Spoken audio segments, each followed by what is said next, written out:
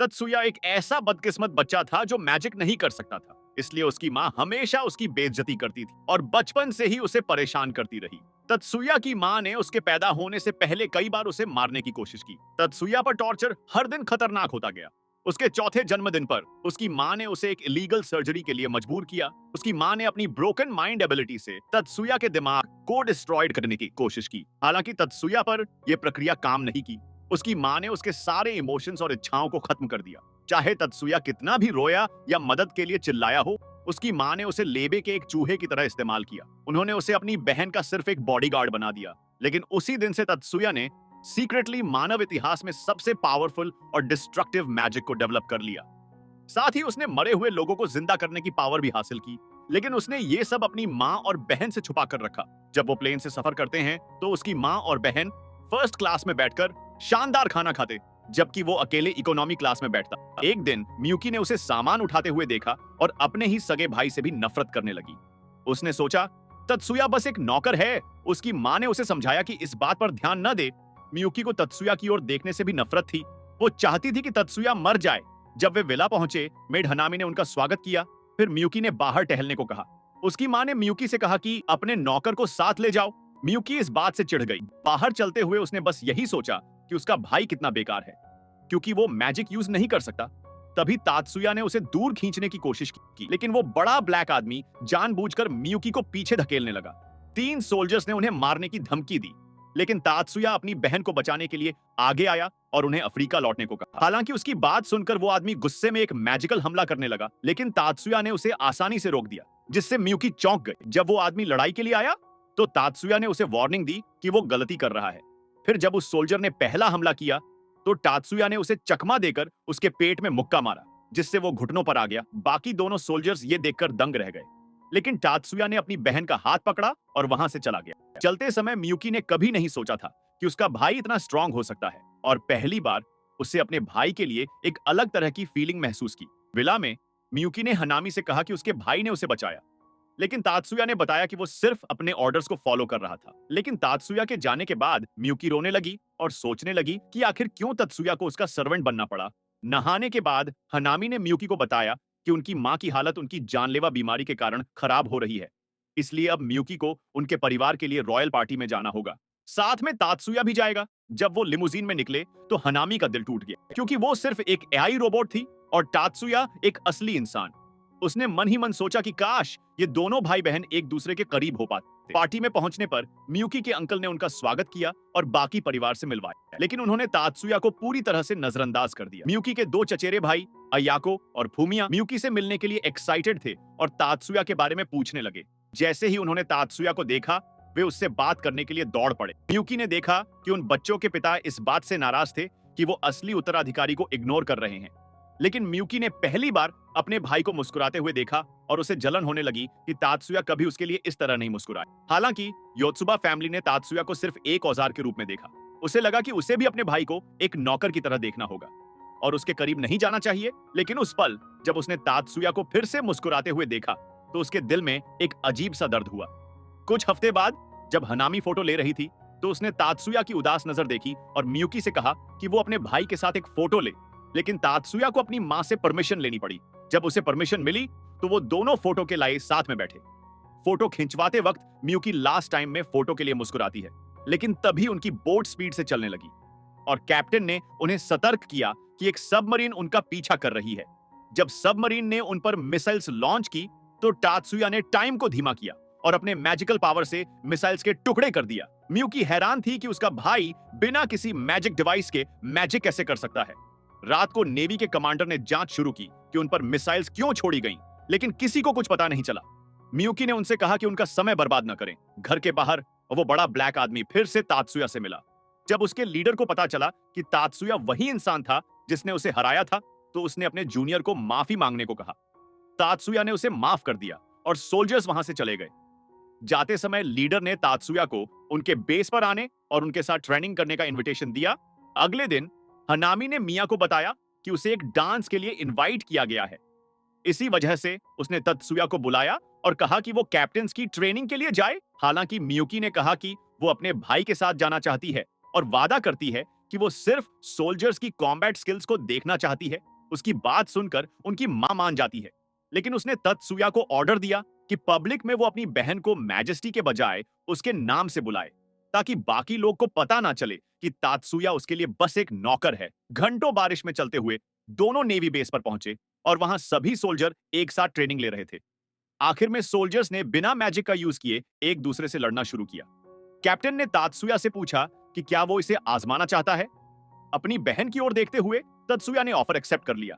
इसलिए कमांडर ने शिबा को तात्सुया से लड़ने को कहा, यह कहते हुए कि शिबा कॉलेज में नेशनल बॉक्सिंग चैंपियन था।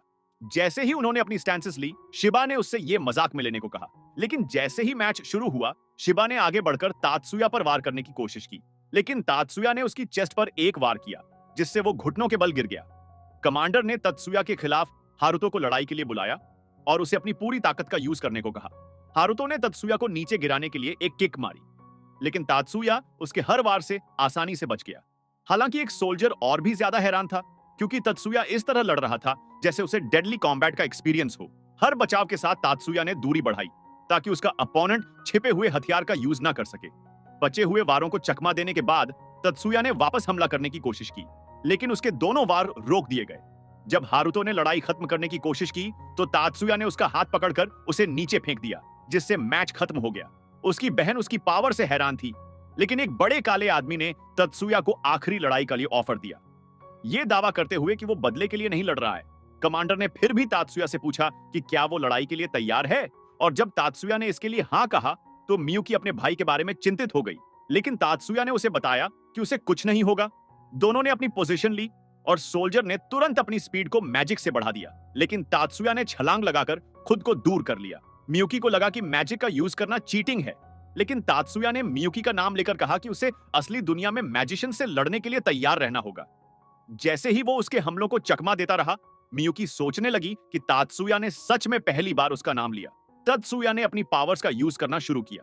जैसे ही सोल्जर उसकी ओर बढ़ा, तभी तत्सुया ने अपने ग्रैंड डेमोलिशन पावर को एक्टिव कर दिया, जिससे सोल्जर की स्पीड रुक गई और तात्सुया ने उसे गिरा दिया। मैच खत्म होने के बाद सोल्जर ने अपनी हार एक्सेप्ट कर ली, फिर अपना इंट्रोडक्शन देते हुए कहा कि वो नेशनल एयर डिफेंस फोर्स से है और उसका नाम डैनी बोनर है। तत्सुया ने भी अपना इंट्रोडक्शन दिया और डैनी ने उसे गले लगाते हुए कहा कि तुम मुझे कॉल कर सकते हो अगर तुम कभी भी बोर हो तो। 3 दिन बाद मियुकी ने सोचा कि उसका भाई पूरा दिन एनिमे देखकर समय कैसे बर्बाद कर सकता है, बजाय इसके कि वो कुछ और बेहतर करे। उस दोपहर को जब वो चाय पी रहे थे, तभी इमरजेंसी अलार्म बजने लगा। नेशनल डिफेंस फोर्स ने अनाउंसमेंट की कि उनके डिफेंसिव शिप्स को दुश्मन फोर्स ने डुबो दिया है, इसीलिए सभी को आइलैंड से सुरक्षित जगह पर जाना चाहिए। तात्सुया उन्हें आइलैंड के शेल्टर तक ले जाने के लिए कमरे में एंटर हुआ। तभी फोन बजने लगा और कॉल पर माया यानी मिया की जुड़वा बहन थी, जिसने तात्सुया की पावर को फ्री कर देने को कहा। माया ने कहा कि वो तत्सुया की पावर को रोकने वाले लिमिटर को बिना कुछ किए बंद कर सकती है, इसलिए मिया मान जाती है और फोन काट देती है। कुछ मिनट बाद एक आर्मी टैंक उन्हें शेल्टर तक ले गया। वहां पहुंचने पर डैनी उनका पर्सनल बॉडीगार्ड बनता है और उन्हें अपने दूसरे साथी सोल्जर के साथ एक कमरे में इंतजार करने को कहता है।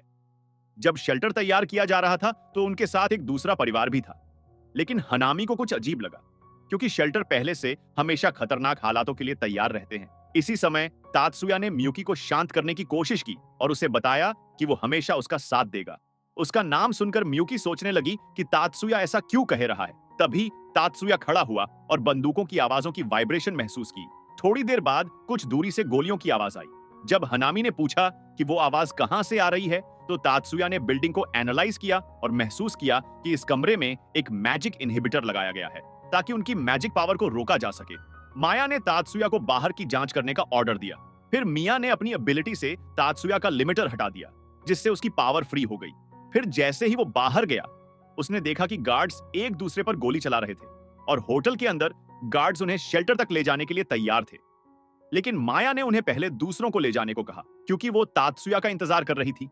पर असल में उसने हनामी को बताया कि वो तात्सुया की परवाह नहीं करती है, बल्कि वो ये इसलिए कह रही है क्योंकि वो इन सोल्जर्स पर भरोसा नहीं कर सकती।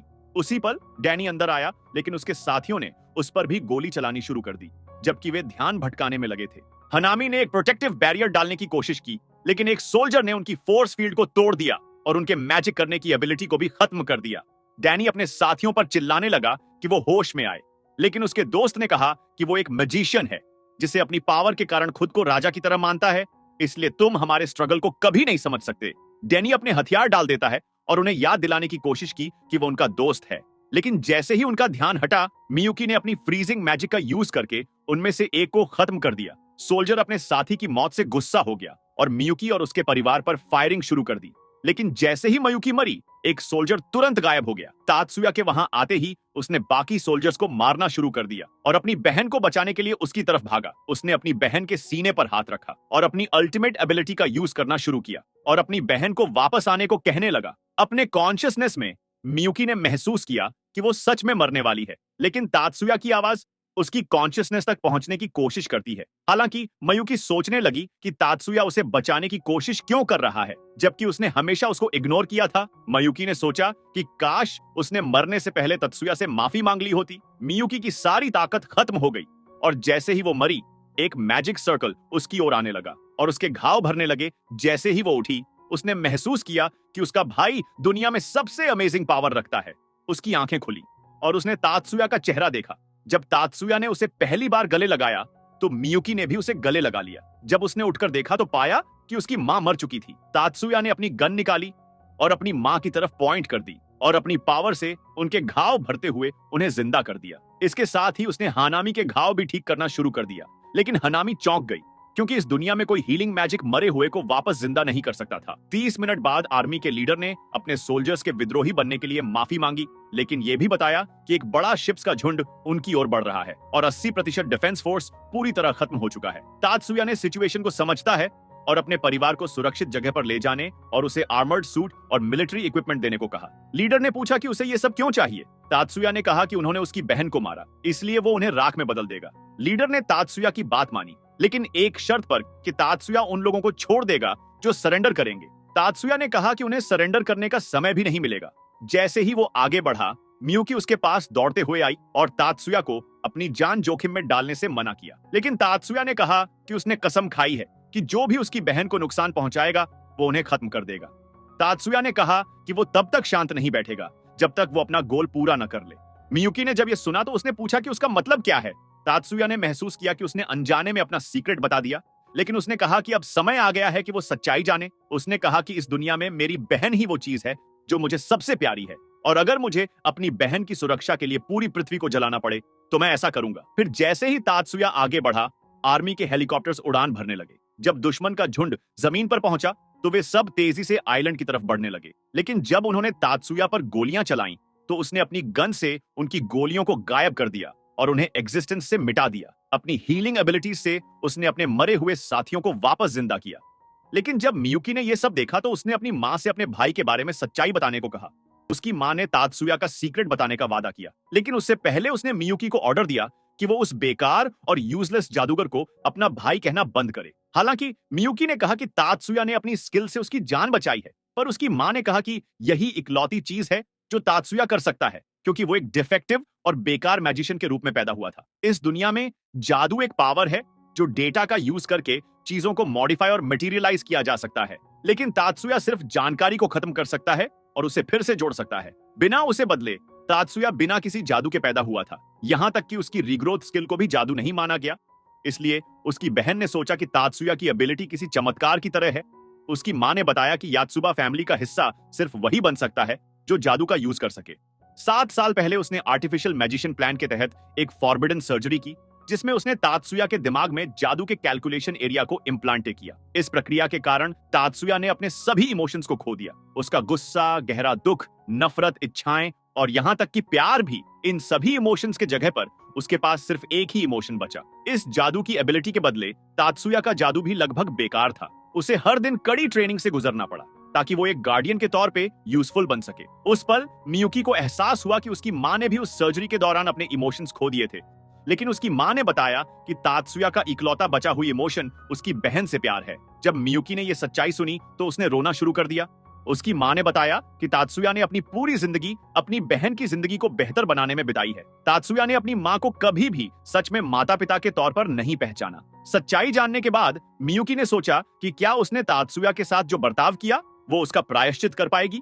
इस बीच युद्ध के मैदान में बची हुई 6 शिप्स आइलैंड की ओर बढ़ रही थीं। तात्सुया ने अपनी गन को तैयार किया और बेस के अंदर एक विशाल बैरल बनाया। हानामी ने पूछा कि क्या वो तात्सुया की मदद के लिए जा सकती है, लेकिन मिया को इससे कोई फर्क नहीं पड़ा क्योंकि तात्सुया अपनी दूसरी अल्टीमेट एबिलिटी यूज करने वाला था। फायर करने से पहले तात्सुया ने अपने साथियों से कहा कि वे दुश्मन के हाथों मरने से पहले वहां से निकल जाएं। हालांकि सोल्जर्स ने आखिर तक उसका सपोर्ट करने की ठान ली। तात्सुया ने अपने बैरल को नीचे की ओर झुकाया और गोली चलाने लगा। उसी समय दुश्मन की मिसाइलें उनकी ओर गिरने लगी, इसलिए सोल्जर्स ने अपने बैरियर मैजिक एक्टिव कर दिया ताकि विस्फोटों को रोका जा सके। जो समय उन्होंने निकाला उसका यूज तात्सुया ने पहले चलाई गई गोलियों की दिशा को कैलकुलेट करने और अपने आखिरी हमले की तैयारी में किया, लेकिन पूरे झुंड ने एक साथ उस पर सभी मिसाइलें छोड़ दी। तभी हनामी मोटर बाइक पर तेजी से उनकी ओर आई और आखिरी पल में विस्फोटों को रोकने के लिए पहुंच गई। सोल्जर्स ने सोचा कि वो कितनी देर तक टिक पाएगी, लेकिन अपनी एनर्जी खत्म होने से पहले तात्सुया ने आखिरी गोली फायर की। पूरे झुंड के खत्म हो जाने के बाद हनामी गिर गई। विस्फोट के कारण एक सुनामी आने वाली थी, लेकिन वो सब मुश्किल से बच निकले। और बचने के बाद हनामी ने कहा कि उसकी जिंदगी अब खत्म हो चुकी है। उसने तात्सुया को बताया कि उसकी पूरी जिंदगी मिशन और एक एआई के तौर पर उसके परिवार की रक्षा करना था और आज उसने अपनी ड्यूटी पूरी कर ली है। जब तात्सुया उसे ठीक करने वाला था तो उसने तात्सुया को मना कर दिया। हानामी ने कहा कि उसे अपनी लाइफ में कभी भी किसी चीज को चुनने का हक नहीं मिला, लेकिन यह पहली बार है जब मैं अपनी मौत की जगह चुन सकती हूँ। हानामी ने कहा कि अब मैं एक इंसान की तरह मर सकती हूँ, न कि एक रोबोट की तरह। उस पल हानामी ने अपनी आंखें बंद की और फिर कभी नहीं खोली। युवाना इंसिडेंट के 3 साल बाद तात्सुया ने अपनी एजुकेशन को आगे बढ़ाने का फैसला किया और मैजिक फर्स्ट हाई स्कूल में एडमिशन लिया। स्कूल के चारों ओर घूमते हुए तात्सुया एक फर्स्ट कोर्स अपर क्लासमेट से मिला जिसने अपना नाम मायुमी बताया। उसने खुद को स्टूडेंट काउंसिल प्रेसिडेंट बताया और पूछा कि क्या तात्सुया को स्कूल के बारे में किसी मदद की जरूरत है। तात्सुया ने उसके केडीए डिवाइस को देखा और समझ गया कि वो कोई नॉर्मल प्रेसिडेंट नहीं है। तात्सुया ने अपना इंट्रोडक्शन दिया और कहा कि उसे किसी मदद की जरूरत नहीं है। जैसे ही एंट्रेंस सेरेमनी शुरू हुई, तात्सुया ने देखा कि जिसकी यूनिफॉर्म पर फूल है वो बेस्ट स्टूडेंट माने जाते हैं और वो आगे बैठे थे, और जिनकी यूनिफॉर्म पर फूल नहीं है उन्हें बेकार स्टूडेंट समझा जाता है जो पीछे बैठे थे। तात्सुया की यूनिफॉर्म पर फूल नहीं था, इसलिए उसे पहले ही पता था कि उसकी जगह कहां है। थोड़ी देर बाद एक चश्मा पहने हुई लड़की ने तात्सुया से पूछा कि वो उसके पास बैठ सकती है। उसने अपना नाम मिजुकी बताया और अपनी दोस्त का नाम एरिका बताया। जैसे ही प्रेसिडेंट ने अपना भाषण खत्म किया, मियुकी अपना भाषण देने के लिए आगे आई।